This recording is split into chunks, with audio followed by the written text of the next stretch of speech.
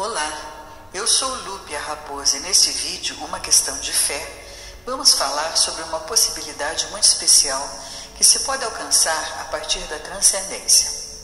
Expandir a consciência muito além do físico, a partir da atenção que precisamos ter sobre nós mesmos, sobre a lembrança ancorada na nossa presença física, no tempo e lugar. Nos qualifica para o acesso às experiências muito significativas e enriquecedoras.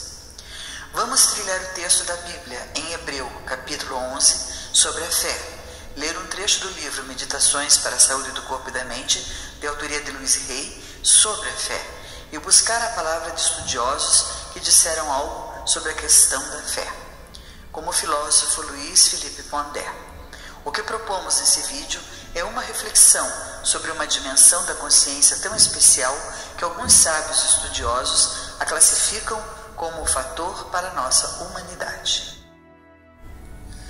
Nossa vida entre os homens-pássaros, os seres alados que existiram nas altas montanhas da Cordilheira dos Andes em um tempo anterior à existência dos seres humanos, que encontramos ao seguir César até uma realidade diferente em outra dimensão, tinha momentos de longas conversas com Nuna Sapak, um ser alado da raça Asas Livre, que se tornou nosso bom amigo.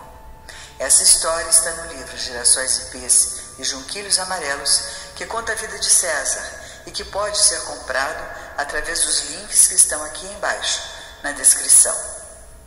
Em uma dessas conversas, Nuna Sapak nos falou sobre o Nai Samim e seu milagre.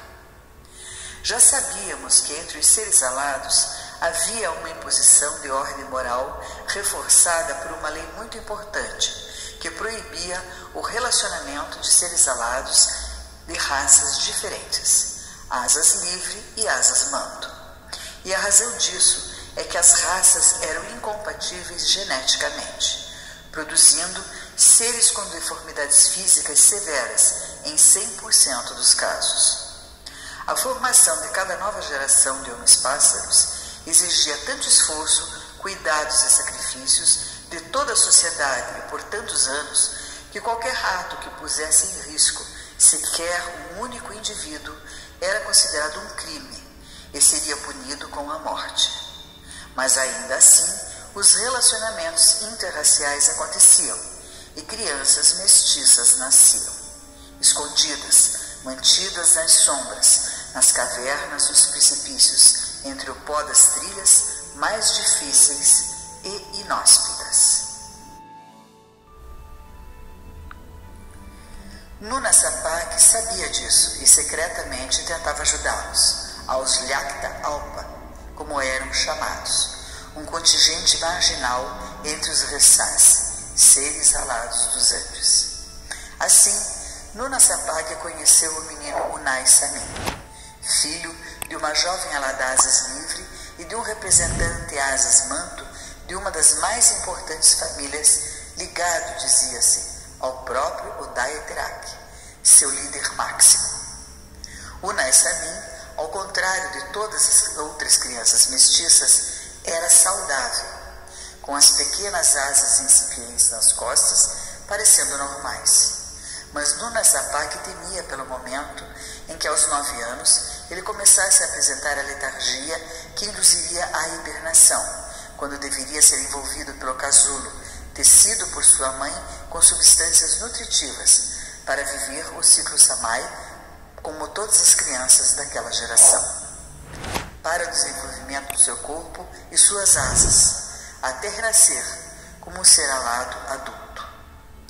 Nuna Sapak havia se preparado para ampará-los e ajudá-los a se esconderem quando as terríveis dores e a morte viessem para o pequeno Unai Samim e sua mistura racial ficasse evidente. Eles seriam perseguidos e mortos. Mas nosso amigo Nuna Sapak não estava preparado para a reação da jovem mãe, que ignorou todas as evidências e levou seu filho para uma das imensas cavernas preparadas para o ciclo Samai. Desceu para ele o casulo nutritivo e envolveu-o, cuidando para ele receber o alimento asca, como qualquer outra criança, servindo no ciclo Samai com a abnegação e a generosidade que exigia a doação constante de si mesma, vezes sem conta, por longos 9 anos.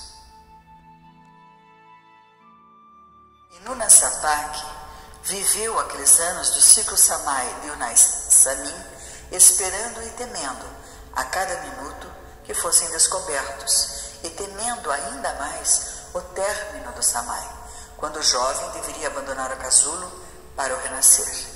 Em geral, um momento de uma morte muito dolorosa para os poucos Laktalpa que resistiam até ali. Foram 9 anos de extremo sofrimento, mas um milagre se fez, e o Unai Samin renasceu, ao romper seu último casulo, um ser alado adulto e pleno. Jamais seria capaz de grandes voos, apenas pequenas distâncias e alturas mínimas, mas ainda assim voava e estava vivo. O fato encheu Nuna Sapak de questionamentos. Ele ficou profundamente tocado pela atitude da jovem mãe do Unai Samin, que enfrentou todos os perigos e contra tudo o que se sabia sobre o desenvolvimento das crianças mestiças, não se permitiu duvidar, em momento algum, que seu filho conseguiria vencer as mudanças e as exigências das adaptações do seu corpo para se transformar num adulto alado, completo e capaz.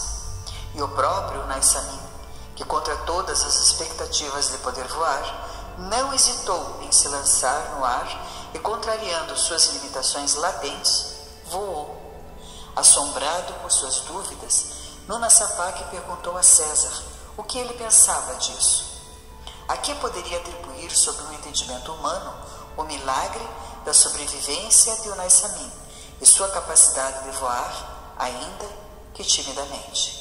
Ao que César, após pequena reflexão, respondeu com uma única palavra: fé. Por si só, fé é um conceito inquietante, ao ponto de ouvirmos grandes pensadores afirmarem ser subjetivo por definição.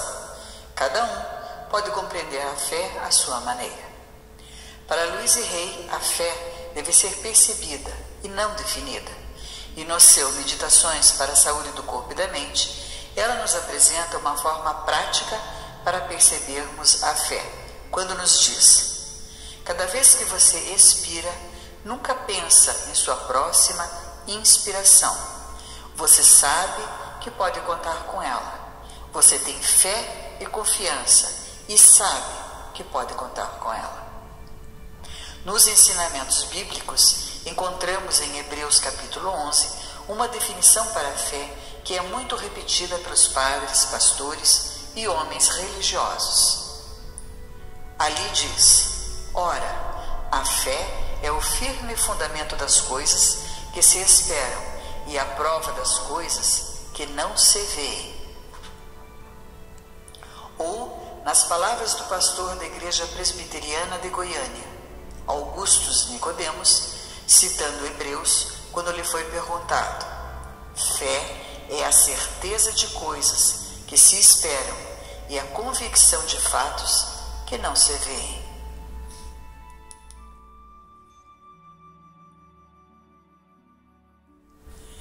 Embora intrinsecamente ligada à religião, o sentimento de fé pode nascer na compreensão e no sentir das pessoas, tendo como objeto outras coisas. Fé na ciência, por exemplo, ou fé no poder transformador da educação. Mas há quem não concorde. Os chamados profissionais da fé declaram que a fé, esse enlevar-se com o âmago do nosso espírito, em que não cabe o mínimo de dúvida, só existe verdadeiramente se posto no ser que tem a fé por Deus. A fé religiosa, portanto, só pode existir apoiando-se na palavra e na promessa divina. Para qualquer outra coisa ou objeto de atenção, só cabe a crença.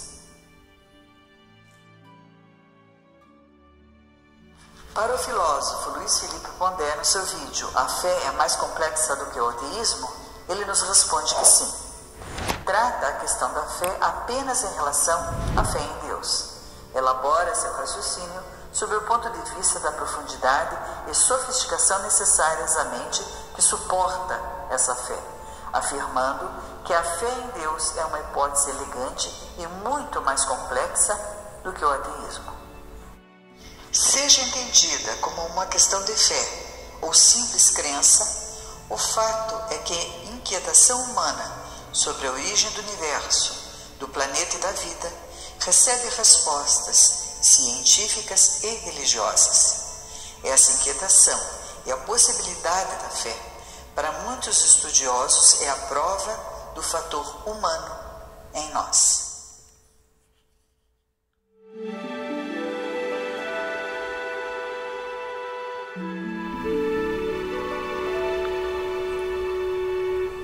Muito obrigada a todos que nos acompanharam até aqui. Até o nosso próximo vídeo.